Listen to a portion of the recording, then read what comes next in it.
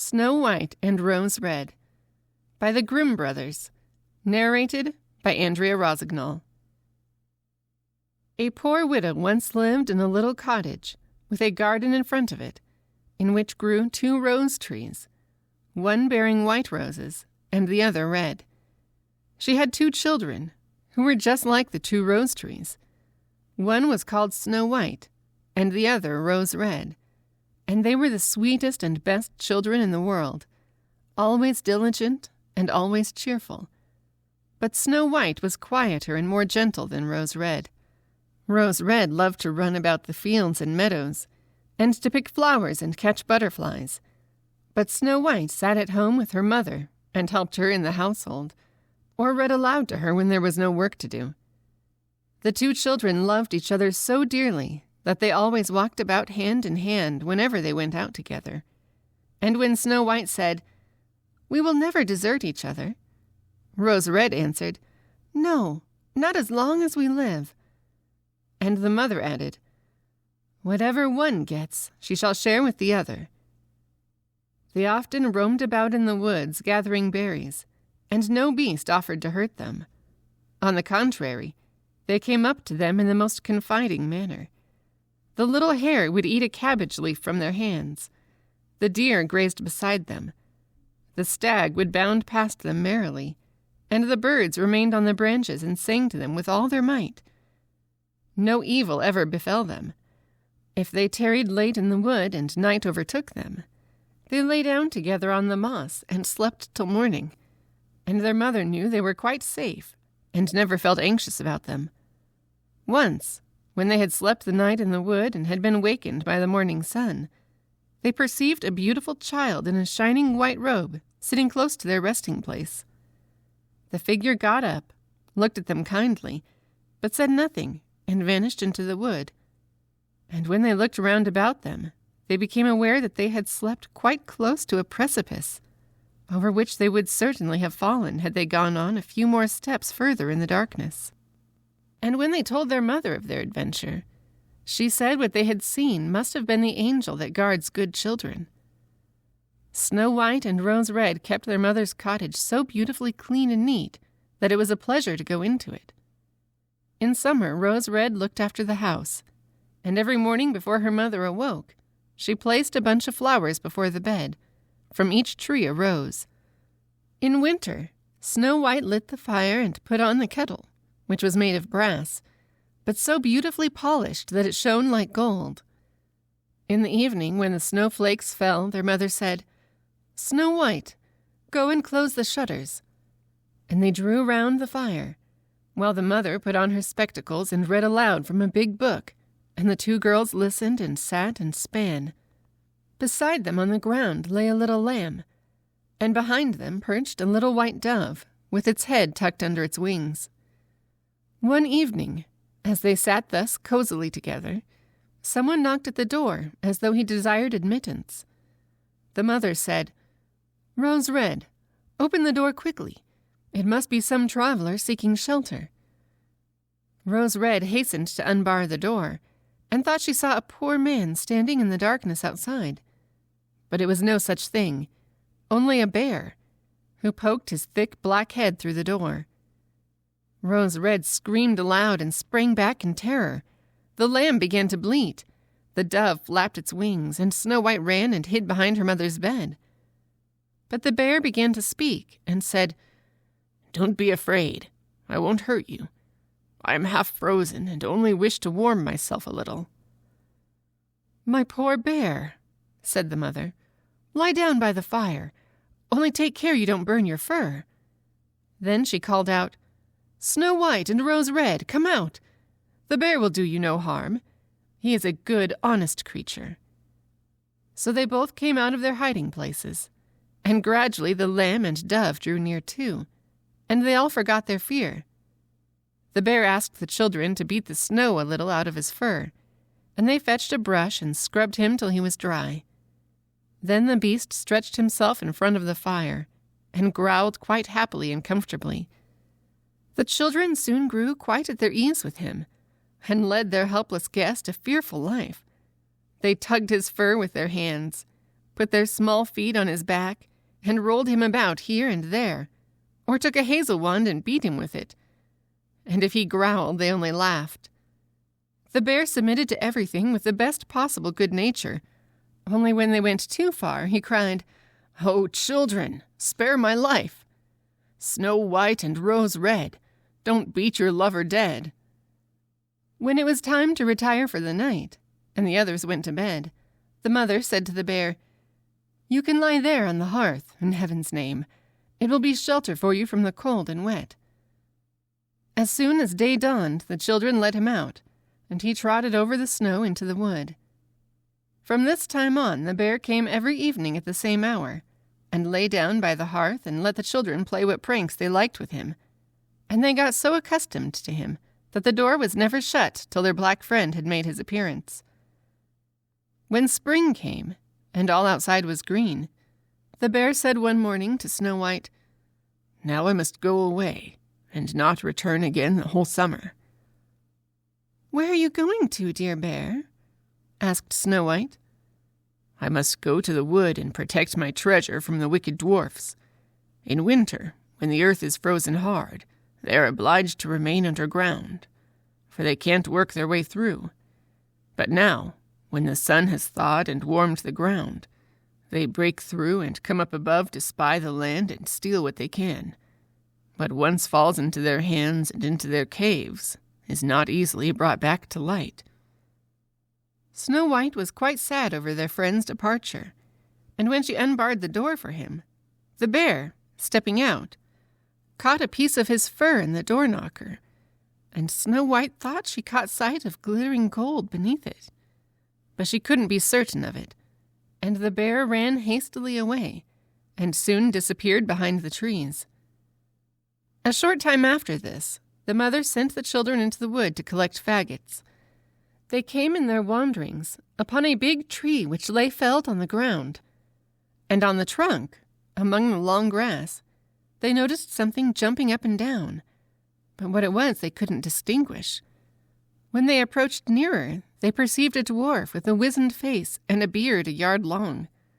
The end of the beard was jammed into a cleft of the tree, and the little man sprang about like a dog on a chain, and didn't seem to know what he was to do. He glared at the girls with his fiery red eyes and screamed out, "What are you standing there for? Can't you come and help me?" "What are you doing, little man?" asked Rose Red. "You stupid, inquisitive goose," replied the dwarf. "I wanted to split the tree in order to get little chips of wood for our kitchen fire. Those thick logs that serve to make fires for coarse, greedy people like yourselves quite burn up all the little food we need. I had successfully driven the wedge, and all was going well, but the cursed wood is so slippery that it suddenly sprang out, and the tree closed up so rapidly I had no time to take my beautiful white beard out. So here I am stuck fast, and I can't get away. And you silly, smooth-faced milk-and-water girls just stand and laugh. Ugh, what wretches you are." The children did all in their power, but they couldn't get the beard out. It was wedged in far too firmly. "I will run and fetch somebody," said Rose Red. "Crazy blockheads," snapped the dwarf. "What's the good of calling anyone else? You're already too many for me. Does nothing better occur to you than that?" "Don't be so impatient," said Snow White. "I'll see you get help." And taking her scissors out of her pocket, she cut the end off his beard. As soon as the dwarf felt himself free, he seized a bag full of gold which was hidden among the roots of the tree, lifted it up, and muttered aloud, "Curse these rude wretches, cutting off a piece of my splendid beard." With these words, he swung the bag over his back and disappeared without as much as looking at the children again. Shortly after this, Snow White and Rose Red went out to get a dish of fish. As they approached the stream, they saw something which looked like an enormous grasshopper, springing towards the water as if it were going to jump in. They ran forward and recognized their old friend the dwarf. "Where are you going to?" asked Rose-Red. "You are surely not going to jump into the water." "I'm not such a fool," screamed the dwarf. "Don't you see that cursed fish is trying to drag me in?" The little man had been sitting on the bank fishing, when unfortunately the wind had entangled his beard in the line. And when immediately afterwards a big fish bit, the feeble little creature had no strength to pull it out.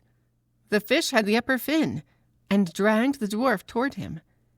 He clung on with all his might to every rush and blade of grass, but it didn't help him much.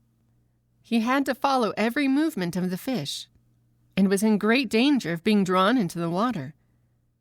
The girls came up just at the right moment, held him firm, and did all they could to disentangle his beard from the line. But in vain. Beard and line were in a hopeless muddle.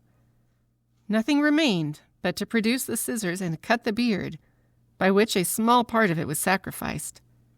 When the dwarf perceived what they were about, he yelled to them, "Do you call that manners, you toadstools? To disfigure a fellow's face? It wasn't enough that you shortened my beard before, but you must now needs cut off the best bit of it. I can't appear like this before my own people. I wish you'd been at Jericho first." Then he fetched a sack of pearls that lay among the rushes, and without saying another word, he dragged it away and disappeared behind a stone. It happened that soon after this, the mother sent the two girls to the town to buy needles, thread, laces, and ribbons. Their road led over a heath, where huge boulders of rock lay scattered here and there. While trudging along, they saw a big bird hovering in the air, circling slowly above them, but always descending lower, till at last it settled on a rock not far from them. Immediately afterwards they heard a sharp, piercing cry. They ran forward, and saw with horror that the eagle had pounced on their old friend the dwarf, and was about to carry him off. The tender-hearted children seized hold of the little man, and struggled so long with the bird that at last he let go of his prey. When the dwarf had recovered from the first shock, he screamed in his screeching voice, "Couldn't you have treated me a little more carefully? You have torn my thin little coat all to shreds! Useless, awkward hussies that you are!" Then he took a bag of precious stones and vanished under the rocks into his cave. The girls were accustomed to his ingratitude, and went on their way and did their business in town. On their way home, as they were again passing the heath, they surprised the dwarf pouring out his precious stones on an open space, for he had thought no one would pass by at so late an hour. The evening sun shone on the glittering stones, and they glanced and gleamed so beautifully that the children stood still and gazed on them. "What are you standing there gaping for?" screamed the dwarf, and his ashen-gray face became scarlet with rage. He was about to go off with these angry words when a sudden growl was heard, and a black bear trotted out of the wood. The dwarf jumped up in a great fright, but he hadn't time to reach his place of retreat, for the bear was already close to him. Then he cried out in terror, "Dear Mr. Bear, spare me! I'll give you all my treasure. Look at those beautiful precious stones lying there. Spare my life! What pleasure would you get from a poor, feeble little fellow like me? You won't feel me between your teeth. There, lay hold of those two wicked girls. They will be a tender morsel for you, as fat as young quails. Eat them up, for heaven's sake."